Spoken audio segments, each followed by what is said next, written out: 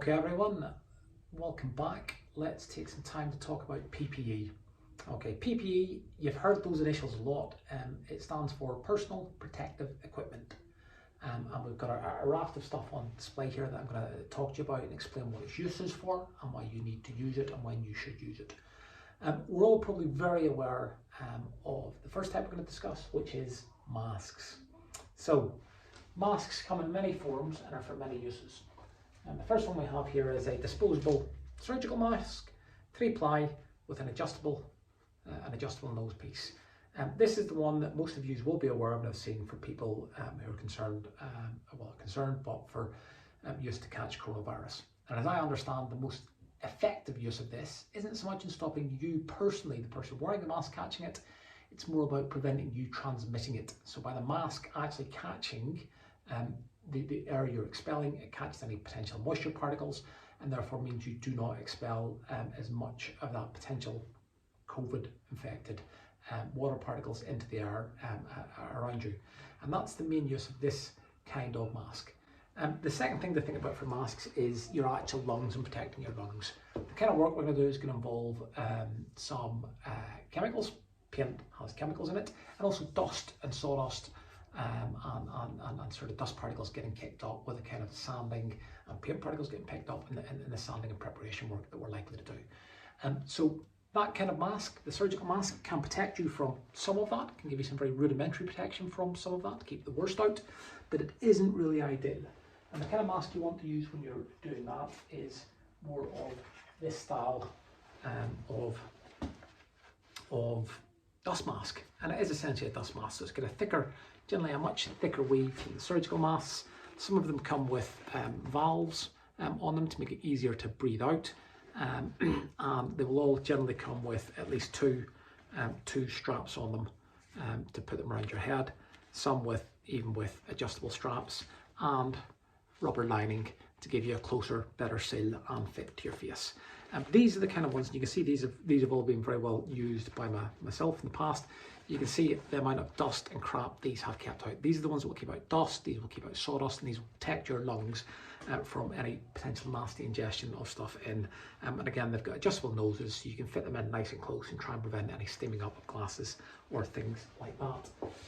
I do have 2 of these in a packet.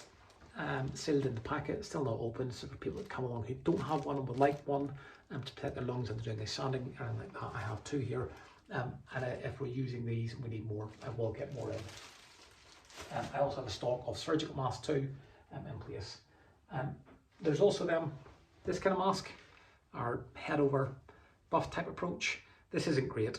It's single ply fabric. You can see it's quite clear and easy to see through. This is just very much a quick down and dirty if you need to, and if you do have to, you're best doubling it up so you at least get 2 layers over it, but it isn't very good at all and it wouldn't be recommended lest in a sort of in extremis.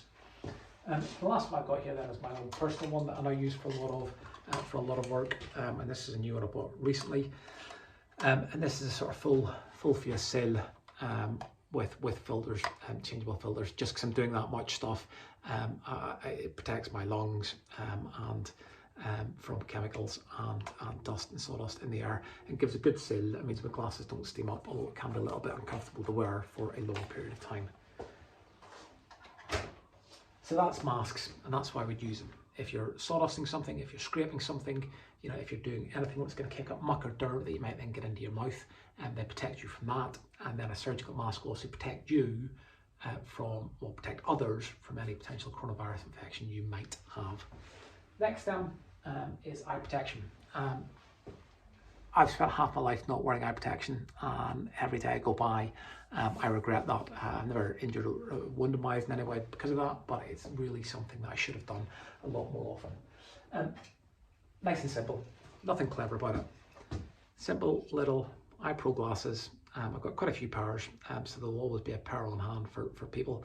If you're using any sort of power tool, doing any sanding, doing any scraping, things which kick stuff up, getting that kind of thing in your eyes is not good for you and will cause damage or injury, particularly when you're painting too. Splashes of paint, particularly high gloss paints, you know, with lots of oils and volatile chemicals in them, you should be wearing some form of eye protection. Again, I have some eye protection here. that can be loaned. It will be disinfected in between use. But if you have your own, please do bring your own.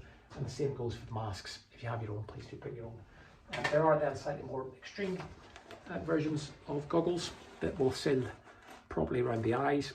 Some more if you're painting in a highly noxious environment, or driving on a Land Rover through the desert. Very handy for that too.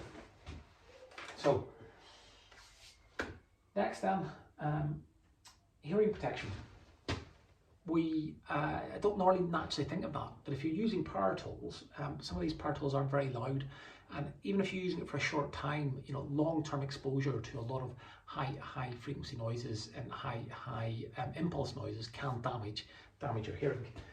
So I would always strongly recommend, if you're using something like a sander or even a very loud hoover for a long period of time, some hearing protection. These just go over the ears like that. Another pair here. These just go over your ears and will protect your hearing from that noise. And you also get another pair, and I will have more of these in stock. And these are small in-ear ones that you screw up tight, roll in, put into your ear, and it will just protect your hearing for the longer term stuff like potential tinnitus or anything like that. Last piece then, which again I only started doing as I've got older and been working, is gloves.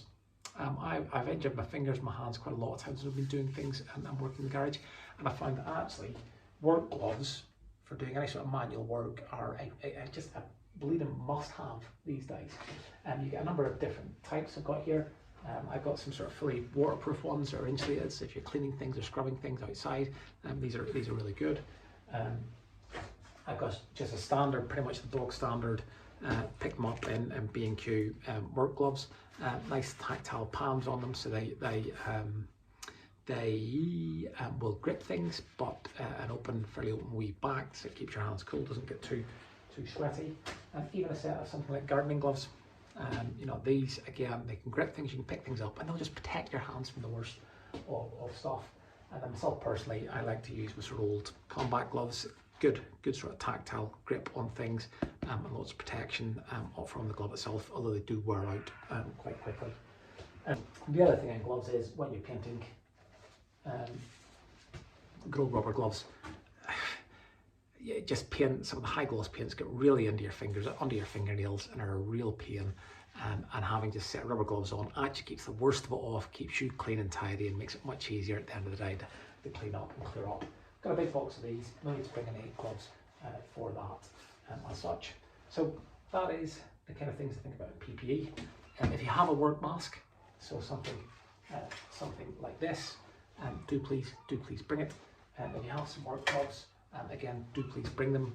Splinters, bits of paint getting up under fingernails, stuff like that is just not nice at all. And work gloves will protect you from that. There will be hearing protection available here. There will be rubber gloves available here for when you are painting, and there will be eye protection available here. But again, if you have your own eye protection, do feel free to bring it, please. And then last but not least, if it all goes horribly wrong, you will see me running about.